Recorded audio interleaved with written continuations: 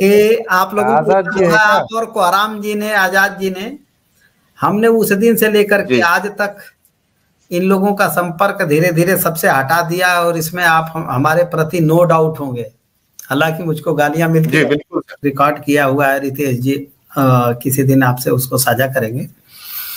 वो रो रही थी, तो हमने उनसे पूछा, वो बोली कि हमसे पहले 3 को और यूज कर लिया, अपने घर पे अपनी पत्नी को छोड़ के आया। मैं बोला अभी आप क्या करती हैं? बोले कभी कभी हमारे पास अभी भी आ जाता है। मैंने उसको बहुत डांट दिया कि कम से कम शर्म तो करो, तुम हमसे कह रही हो। वो फिर उसके बाद मैंने बोला कि जब तुम ये सब देख रही हो कि तुम्हारे पहले 3 को छोड़ दिया, अभी भी तुम्हारे पास आ जा रहा है, फिर तुम कह रहे स्वामी जी हमें आपसे मदद चाहिए। मैं तुम्हारी क्या मदद करूं? तुम तो कभी भी वो तुम्हारे पास और मजबूती से आ जाएगा तो तुम हमारे पास आ जाओगी, जाने क्या काट छाट को लेकर के। ये इस तरह की हरकत इतना, मतलब अगर शब्दों में कहें तो इतनी हम लोगों के लिए इतनी डूब मरने वाली बातें हैं। देखिए मैं एक ट्रैप में तो था, आइए आप लोग मानेंगे।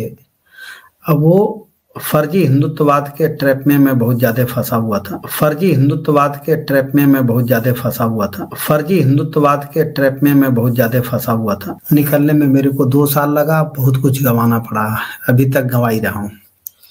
लेकिन एक बात मेरे को समझ में बहुत जल्दी आ गई थी कि मैं उसी दिन छोड़ दिया था, लेकिन मैंने कहा था कि निकलने में मेरे को समय लगेगा, क्योंकि मैं अपनी वाणी का बहुत पक्का आदमी हूँ। जब मैं कुछ कह देता हूँ, कमिटमेंट करता हूँ, तो उस काम को पूरा करता हूँ।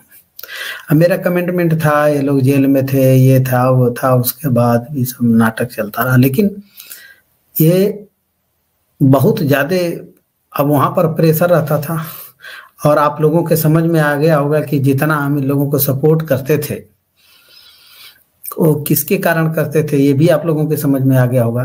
लेकिन मेरे को एक बात बहुत अच्छे से समझ में आया कि अगर मैं ये कहूँ कि 95% से प्लस जोड़ दें तो पूरा फर्जीवाद ही सोशल मीडिया, ये यूट्यूब, ये सब सोशल मीडिया पे है। और इसी फर्जीवाद के ट्रैप में अच्छे लोग फंस करके अपने आप को बर्बाद कर रहे हैं। इसीलिए उन्होंने, गोस्वामी तुलसीदास जी ने बड़े कलाकारी से लिखा, मंदिर मंदिर, अच्छा नाम उनके घर को मंदिर रखे, क्योंकि ये जो फर्जी वाले होते हैं ना, बोलते हैं जय हिंद राष्ट्र, तो सब लोग समझते हैं फिर कहें कि डूड उनकी किताब एक अलग है, हिंदुओं से अलग। अब ये क्या बात है? अब फिर उसके बाद कहते हैं तुम्हारी बहन बेटी तो नहीं है जिसको छेड़ने दो। सोच करो कि ये सब क्या लीला है भाई, यही तो समझना है। अब बोले कि जहां तहां देखे अग्नित जोधा, अब रात में गए थे 12 बजे, वो जोधा के नाम पर कमरे में गए होंगे तो क्या देखे होंगे? वो समझ गए कि लंका को जलाई देना ठीक है, तो जला गया है। कोई इतना कुछ जानता नहीं था, मैं नया नया मुल्ला फंस गया था आकर के यूट्यूब पे, मैं कुछ जानता ही नहीं था। वो होता है ना, नया मुल्ला बांग बहुत देता है, तो मैं भी नया ही नया था, मैं क्या जानू कि यहाँ पर मायावी सब लोग हैं। अब मेरे को समझ में नहीं आ रहा था। अब पता चला कि जो मायावी के रूप में थे वो तो हनुमान जी निकले, और जो योद्धा के रूप में मंदिर में कांड कर रहे थे उनकी लंका अब जल रही है, धीरे धीरे जल रही है, लोग रो भी रहे हैं। मैं एक चैनल से घोषणा करूं अभी। जी सर, जी जी। मैं चाहता हूं, आप हैं, आजाद जी हैं, कोहराम जी हैं, और ये लोग बात करना चाहते हैं एक ठोसता से। ये लोग चाहें तो मेरे देखिए सुप्रीम कोर्ट में, एनजीटी आदि में कई जनहित याचिकाएं हैं। अगर ऐसा हो, अगर वो तैयार हैं तो उनका काम मैं जरूर कर दूंगा। मेरी टीम काम करेगी, वो वकीलों से मिलें, पूरा हलफनामा देना पड़ेगा उनको, वहां जाकर के सब कुछ करना पड़ेगा कि भाई इन्होंने उनके साथ एक तरह से अगर एक व्यक्ति 3-3, 4-4 हिंदू लड़कियों को फंसाता है और उनको यूज करके छोड़ता था, यूज एंड थ्रो का काम में चल रहा है, और वो रो रही हैं, बिलख रही हैं, तो अगर वो चाहती हैं तो ऐसे लोगों को दंडित नहीं करेंगे तो हमारा देश कैसे बचेगा भाई? दंड तो उनको मिलना चाहिए। चाहिए कि एक पैसा 2002 से मेरी तस्वीर पूरी दुनिया में फैल रही है, बराबर है। उस टाइम हिंदुत्व के चेहरे के रूप में दिखाते थे। जिस तरह कलिंगा के युद्ध के बाद सम्राट अशोक का हृदय परिवर्तन हो गया ना, उस तरह 2000 दंगों के हिस्सा में मैंने हिंदू और मुस्लिमों का जो हत्या का नुकसान देखा ना, तो मेरा भी थोड़ा हृदय परिवर्तन हो गया। उससे पहले मैं बीजेपी की थोड़ी फेवर करता था। हाँ, लेकिन उसके बाद में मैं बीजेपी का असली रूप मुझे देखने मिला। मेरे साथ जो हुआ है ना, उसके बारे में पूरे देश में मैं लोगों को मैसेज देना चाहता हूँ कि धर्म के नाम पे कभी आगे मत आना। पिछड़ी जाति के लोगों को है, जिनको हिंदू नहीं माना जाता है, SC ST OBC को, क्योंकि धर्म का जो ठेका है ना सवर्णों ने लिया है, और ये जो ठेका है ना वो कभी दलितों को नहीं मिलेगा। चाहे दलित धर्म के लिए मर जाए या जेल में जाए। हिंदुस्तान में हिंदू धर्म में है ना, दलितों को कभी धार्मिक या सामाजिक समानता कभी नहीं मिलेगी, कभी नहीं मिलेगी। ये मेरा अनुभव की वजह से मैंने।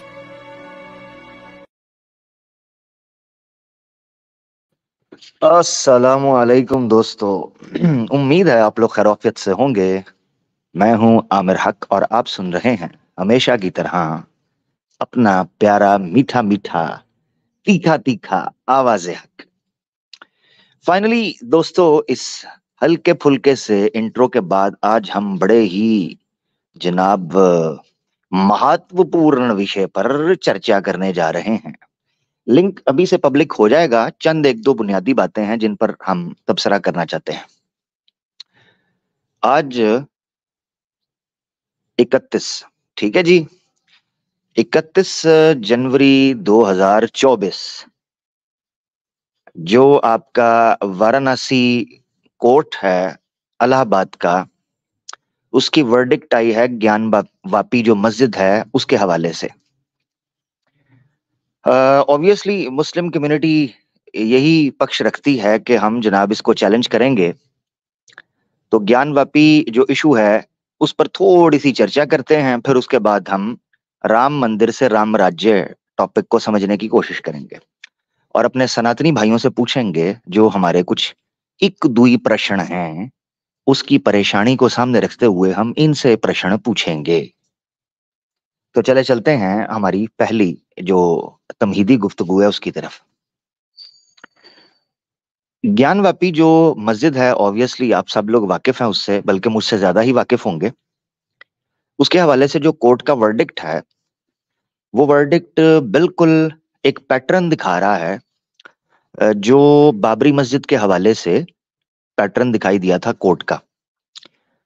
1986 के अंदर एक वर्डिक्ट आई थी जिसमें ताला खोला गया था और इजाजत दी गई थी कि जो मूर्ति रखी गई है उसके दर्शन किए जा सके। ऑब्वियसली 1949 के अंदर ये मामला हुआ था, फिर जो स्टेप वाइज आगे चला और 86 के अंदर फिर एक वर्डिक्ट आती है जिसमें ताला खुलना एक बड़ा पॉपुलर जीत का सिंबल बन गया सनातनी दोस्तों के लिए, या खास तौर पर हिंदुत्व दोस्तों के लिए। वही पैटर्न हमें नजर आ रहा है ज्ञानवापी के हवाले से। वो पैटर्न ये है कि सबसे पहले एक चीज क्लेम की जाती है, उस क्लेम के बाद प्रेशराइज किया जाता है स्टेट की मशीनरी के थ्रू। ऑब्वियसली इमोशनल विक्टिम इतिहास ये सारी चीजें खेली जाएं और उसके बाद एक मोमेंटम बनाकर पांव रखने की जगह मांगी जाए। अब आगे चलकर मैं डिस्कस करूंगा कि मंदिरों का क्या रोल है राष्ट्र के अंदर या स्टेट के अंदर। इसको डिस्कस करेंगे अभी थोड़ी देर में। बहुत इंपॉर्टेंट कुछ चीजें हैं जिनको मैं आसान भाषा के अंदर आपके सामने रखने का प्रयास करूंगा। आप उसको जरूर सुनिएगा, समझिएगा और उस पर देखिएगा, गौर कीजिएगा। अच्छा, पांव रखने की जगह हुआ क्या कि अपेरेंटली जो सूत्रों के अनुसार खबर मिलती है, अब ये तो ऑब्वियसली जो ज्ञानवापी के रहने वाले या उस डिस्ट्रिक्ट के रहने वाले लोग हैं वो ज्यादा अच्छे से आपको बता पाएंगे, मगर ज्यादा जो खबरें सुन सके हैं हम या सूत्रों के अनुसार जो खबर मिली है उसमें ये चीज सामने आई है कि 1993 तक अलाउ किया गया था ज्ञानवापी मस्जिद के अंदर, बेसमेंट के अंदर। अब कुछ लोग कहते हैं कि 3 के करीब बेसमेंट्स हैं, कुछ लोग कहते हैं 6 के करीब हैं। बहरहाल जितनी भी बेसमेंट्स हैं उनमें से एक बेसमेंट है, तहखाना है, जिसको व्यास जी का तहखाना बोला जाता था। व्यास जी बेसिकली पूरा एक फैमिली सिस्टम है व्यास के नाम से, ऑब्वियसली वेद व्यास जी तो नहीं, मगर एक सेज गुजरे हैं, एक ऋषि इनके गुजरे हैं बड़े, जिनको सोमनाथ व्यास बोलते हैं, व्यास जी प्यार से बोलते हैं। तो वो सोमनाथ व्यास जी जो हैं, उनकी फैमिली को ये तहखाना दिया गया था ज्ञानवापी मस्जिद के अंडर। बाद लोग ये कहते हैं कि यहाँ पर औरंगजेब जो है उसने, अकॉर्डिंग टू इंसाइक्लोपीडिया ब्रिटानिका की मैं इंफॉर्मेशन, मैं सोर्स आपको दे रहा हूं, बाकी आप चेक कर सकते हैं।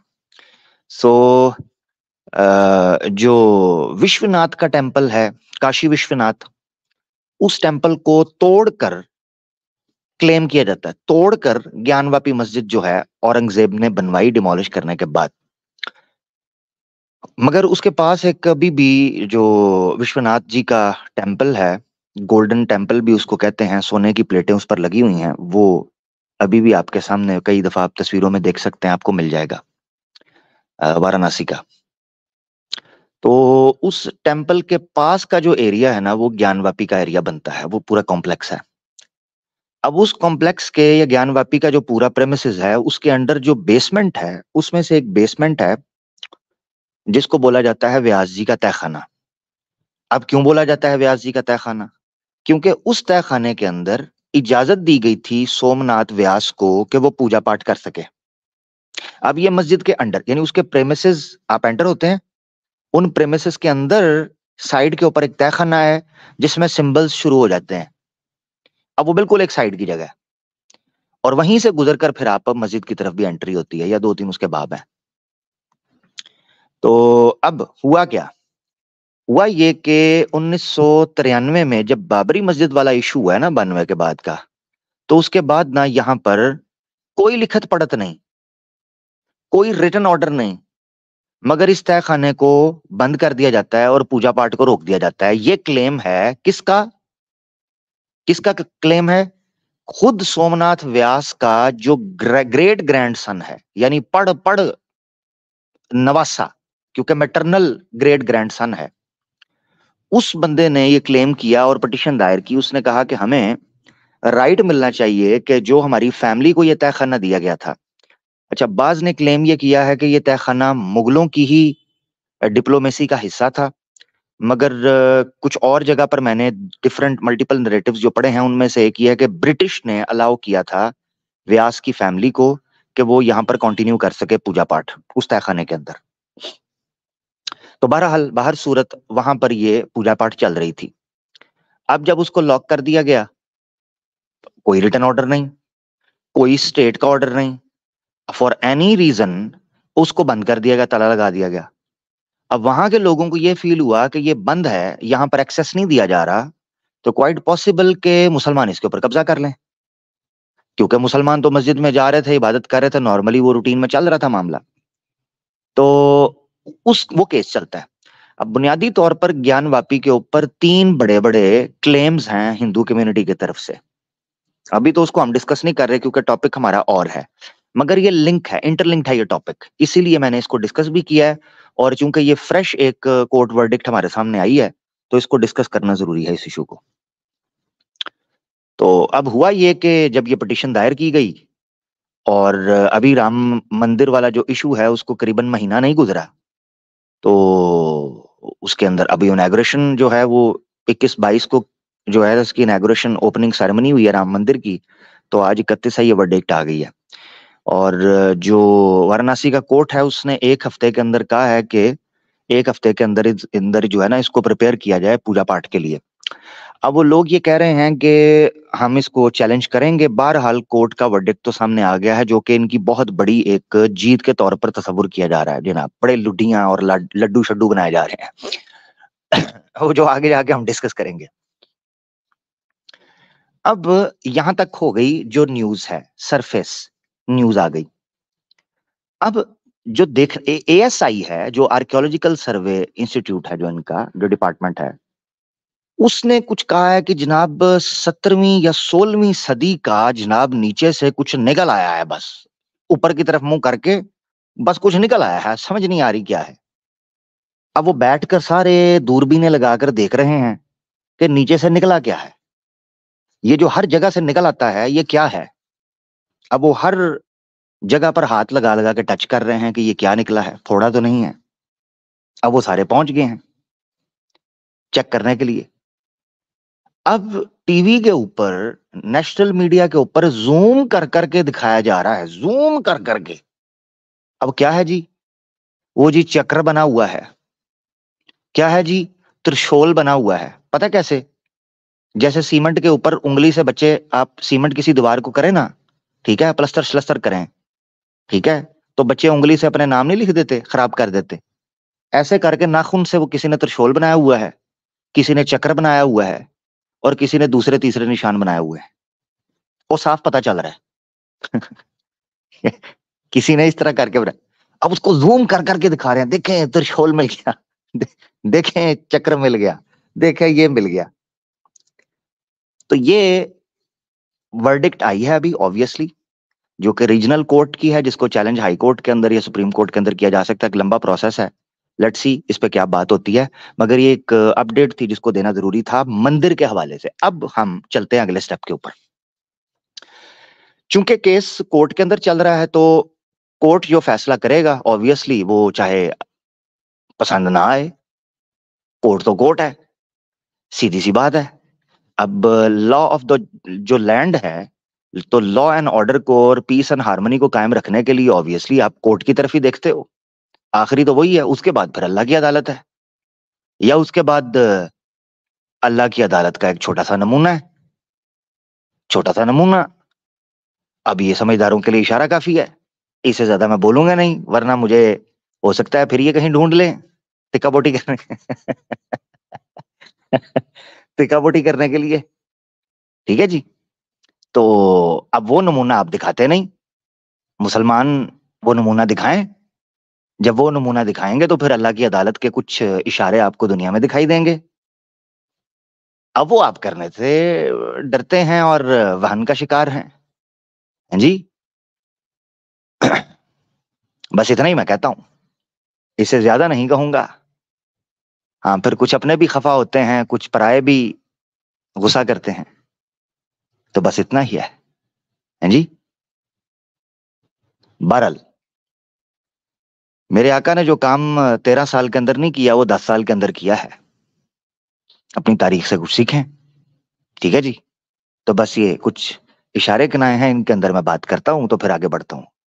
हाल बताए, इन इशारों को जिसको समझना है वो नहीं समझेगा, वो समझ जाएगा जिसको पता है कि जिसके लिए इशारा है। हाँ, इस इशारे को वो नहीं समझेगा जिनके लिए इशारा है। इनको वो कट करके लगा रहा होगा और उस पर तबसरे कर रहा होगा कौन? जिसके बारे में ये इशारा है, वो समझ जाएगा। चले आगे बढ़ते हैं। मंदिर ज्ञानवापी का इशू हो, उसके नीचे मंदिर था नहीं था, ये बात तो डिस्कस होगी। और मुस्लिम कम्युनिटी को चाहिए कि अपने इतिहास से कुछ सीखें। और इतिहास जब मैं कहता हूं तो मुझे पीछे जाने की जरूरत नहीं है। ये पिछले 30 सालों के अंदर जो हुआ है, इसको सामने रखते हुए हमारी जो मुस्लिम कम्युनिटी है उसको फैसला करना चाहिए वो किस जगह पर खड़े हैं, ठीक है। तो अब फैसला कर लें आप, क्योंकि आहिस्ता आहिस्ता आहिस्ता आहिस्ता पांव मिला है, अब वहां दूसरा पांव भी आएगा।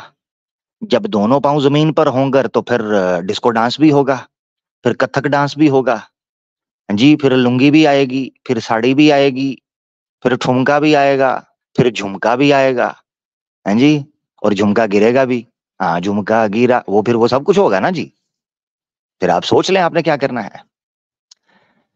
मंदिर ज्ञानवापी का इशू हो या राम मंदिर का, यहां से कहानी शुरू होती है डिस्कस करने की। जो हकीकत है वो क्या है? बड़ी तादाद के अंदर हिंदुत्व सपोर्टर्स या हिंदुत्व फिलॉसफी को मानने वाले जो लोग हैं, उनका मानना यह है कि ये एक माइलस्टोन है, यानी राम मंदिर से राम राज्य, ये वो रास्ता है, ये क्रॉस वे है, क्रॉस रोड है, जिससे हम डिसाइड करेंगे कि अब हमने राम राज्य की तरफ जाना है या किसी और तरफ। नंबर 1, इसीलिए राम मंदिर से राम राज्य का टॉपिक मैंने रखा है, नंबर 1। नंबर 2, मंदिर्स या टेम्पल्स किस तरह, आई मीन एक मिनट के लिए बंदा सोचता है, टेम्पल्स किस तरीके से राष्ट्र को, स्टेट को एक मोड़ देने का करैक्टर या रोल प्ले कर सकते हैं। ये पॉइंट टू बी नोटेड, तवज्जो से। मुझे दो चीजें समझ आती हैं जो मैं आपके सामने रखूंगा। नंबर 1, प्योरली पॉलिटिकल स्ट्रेटजी है, प्योरली राजनीतिक मूव है, प्योरली ये धर्म के नाम पर राजनीति का धंधा है वोट बैंक का। एक तो ये पोजीशन है, एक तो ये पोजीशन है, और दूसरा ये है कि ये प्योरली वाकई राम मंदिर से राम राज्य की जानिब कदम है। यानी टेम्पल्स बेसिकली माइलस्टोन है एक राष्ट्र की नींव रखने के लिए। ये दो चीजें हैं, ठीक है। अब हम पहली चीज को लेते हैं। कौन सी चीज है वो? पहली चीज ये है कि टेम्पल्स बेसिकली पॉलिटिक्स का एक स्ट्रेटेजिक पॉइंट है जहां से वोट बैंक जनरेट हो सकता है, लोगों में हेट्रेड जो है ना वो डेवलप हो सकता है, या उनको अपना नैरेटिव स्पून किया जा सकता है, फीड किया जा सकता है, और लोगों को ब्रेन वॉश किया जा सकता है। अब इसको समझ लें। मिसाल के तौर पर मैं जब देखता हूं सूरत हाल को कि क्या ये दो चीजों में से एक चीज है, क्या ये प्योरली पॉलिटिकल मूव है वोट बैंक के लिए बीजेपी की, या ये वाकयातन कोई स्पिरिचुअल जर्नी है जो कि राम मंदिर से राम राज्य की तरफ लेकर जाएगा। तो मुझे अफसोस होता है कि ये राम मंदिर से राम राज्य की तरफ जाता हुआ बजाहिर अपेरेंटली, जो कि मैं अभी पूछूंगा, मुझे दिखाई नहीं दे रहा। उसकी वजह क्या है? अगर ये वाकई हिंदुत्व की स्पिरिचुअल रिलीजियस मूव होती, यानी धार्मिक मूव होती, तो जो चेंजेस और अमेंडमेंट्स कॉन्स्टिट्यूशन के अंदर आनी चाहिए थी वो हमें होती दिखाई दे नहीं रही, एक्सेप्ट दोज वन जो कि वोट बैंक को जनरेट करें। Again the political strategy. तवज्जो, ये बहुत इंपॉर्टेंट पॉइंट है जिसको हमारे मुस्लिम कम्युनिटी को समझना है, और जो हिंदुत्व के यूथ यंग सपोर्टर्स हैं उनको समझना है कि जो वाकई सिंसियरली, दोबारा वीडियो देख लें, ये वीडियो मैंने इसीलिए स्टार्ट में चलाई थी, इसको देख लें, फिर उसके बाद समझाता हूं, यहीं से पॉइंट उठाऊंगा। 2002 से मेरी तस्वीर पूरी दुनिया में फैल रही है, बराबर है।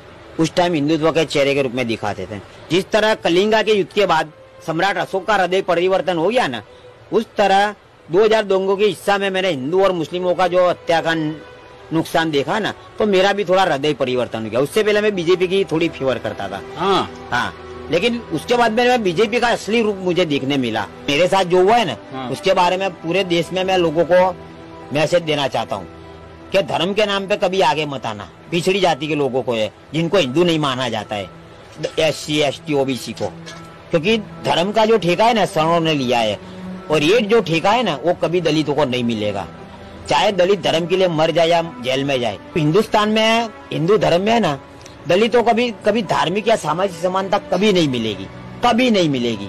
ये मेरा अनुभव की वजह से मैंने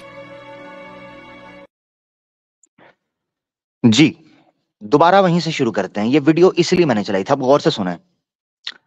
दो चीजें, राम मंदिर एक माइलस्टोन होने के लिए हिंदुत्व सपोर्टर्स या फॉलोअर्स के लिए कि ये माइलस्टोन है, रोड टूवर्ड्स राम राज्य है। ये दो चीजें हो सकती हैं। नंबर 1, ये पॉलिटिकल मूव है वोट बैंक के लिए, पर्टिकुलरली एक जमात है जो वोट बैंक, एक पार्टी है पॉलिटिकल जो वोट हासिल करना चाहती है, नंबर 1।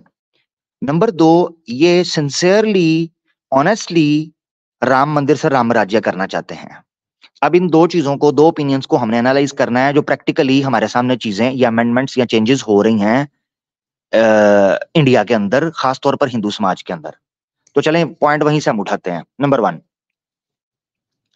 अगर ये प्योरली धार्मिक चीज थी राम मंदिर, और राम राज्य की तरफ ये एक स्टेप था और रोड था, तो होना चाहिए था कि चेंजेस और अमेंडमेंट्स कानून के अंदर ऐसी होती जो प्योरली सनातन धर्म पर बेस करती होती, प्रॉपर राम राज्य को दर्शाती होती।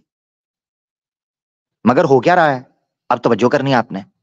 नंबर 1, गौ रक्षा का कानून बनता है, गौ रक्षा का। क्यों? क्योंकि इमोशनल वोट बैंक है गौ रक्षा के साथ। होना तो चाहिए था कि सनातन धर्म में व्यभिचार निषिद्ध है, हाँ, मदिरा निषिद्ध है, हाँ, व्यभिचार फॉर्निकेशन निषिद्ध है।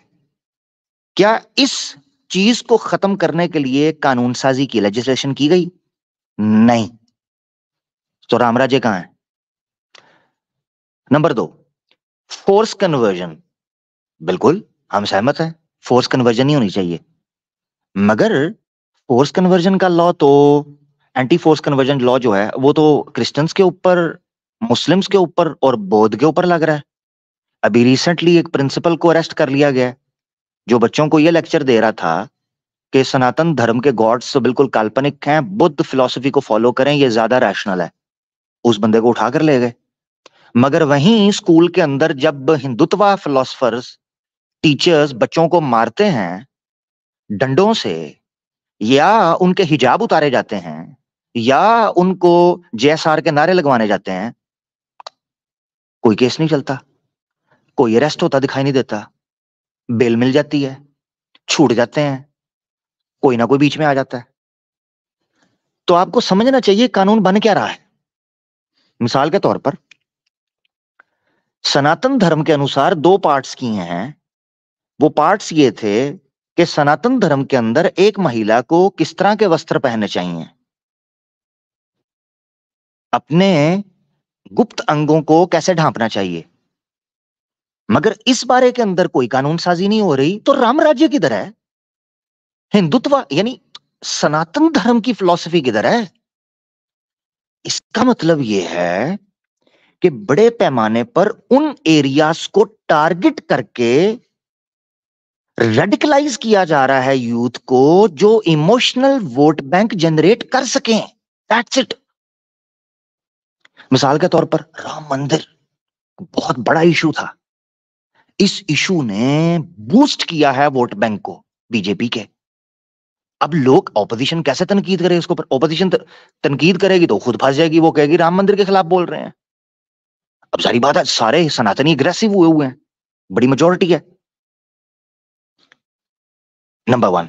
नंबर 2, बड़ी तादाद के अंदर लोग हैं जो मीट कंज्यूम करते हैं, खाते हैं। मगर इस चीज को इशू इसलिए बना दिया गया है कि बड़ी तादाद में वेजिटेरियन इमोशनल वोट बैंक इससे लिंक है। लिहाजा इसका मतलब यह है कि राम राज्य की तरफ जाने की बजाय, या सनातन धर्म की जो परंपरा है उसकी तरफ जाने की बजाय, स्पेसिफिकली उन एरियाज को टारगेट किया जा रहा है जो इमोशनल वोट बैंक को जनरेट कर सकें। तो मैं सेकंड ओपिनियन के साथ खड़ा हूं, सॉरी फर्स्ट ओपिनियन के साथ, कि राम मंदिर राम राज्य की तरफ जाता हुआ रूट नहीं है प्योरली, सिंसियरली, बल्कि ये एक पॉलिटिकल मूव है एक पर्टिकुलर पार्टी के वोट बैंक को बढ़ाने के लिए। इसके अलावा मुझे और कोई चीज समझ नहीं आई। वरना चेंजेस और अमेंडमेंट्स और इस वक्त विषय कुछ और चल रहे होते हैं। मिसाल के तौर पर नेशनल चैनल के ऊपर, नेशनल मीडिया हाउसेस में आपको हिंदू मुस्लिम होता दिखाई दे रहा है। हिंदू मुस्लिम, जैसे मुस्लिम रोक रहा है कि चोरी करने वाले को आप दंड ना दें, आप दें। राम राज्य के अंदर या हिंदुत्व जो अपने आप को सनातन धर्म की फिलॉसफी कहते हैं, उनके अंदर चोर की सजा क्या होनी चाहिए पता है आपको? चोर की सजा काटना है, हाथ काटना है। मेरी वीडियो पड़ी है, हाथ काटना है उसका, करें। ऐसा राम राज्य हमें भी चाहिए, चोरी करने वाले का हाथ काटे ना। ये अमेंडमेंट क्यों नहीं हो रही? क्योंकि वोट बैंक नहीं बनेगा, क्योंकि एक बड़ी तादाद चोरों की खुद हिंदुत्व के अंदर